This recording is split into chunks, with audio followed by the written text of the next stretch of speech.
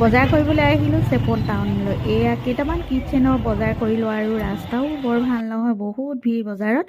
তাৰপিছতে আহি গ'লোঁ বা এজনীৰ ঘৰলৈ। এয়া ফোনত পিছে কণ্টেক্ট হৈয়ে থাকে, এনেকৈ লগ হওঁতেহে বহুত দিন লাগি যায়, বছৰ লাগি যায়গৈ। তাৰপিছতে এয়া বায়ে মৰমত কিমান ধৰণৰ চাহৰ লগত আইটেম বনাইছে, এইফালে চেৱৈও বনাইছে, কেক, নাৰিকলৰ লাড়ু, নাৰিকলৰ পিঠা, এইবোৰ কিবা কিবি বনাই ৰাখিছিলে বাৰু। তাৰপিছতে লগতে আমি তিনিজনে বহিলোঁ, মিষ্টাৰ, মই, বা চাহ খালোঁ, বহু কথা পাতিলোঁ, বহুত দিনৰ মূৰত যিহেতু লগ পালোঁ। তাৰপিছতে আৰু আহিবলৈ ওলাই ঘৰলৈ ধৰি লৈ গ'ল কিটচেনলৈ। আহা দুয়োজনীয়ে আজি দুপৰীয়া ভাত সাঁজ ৰান্ধো আৰু একেলগতে খাই যাওঁ বুলি।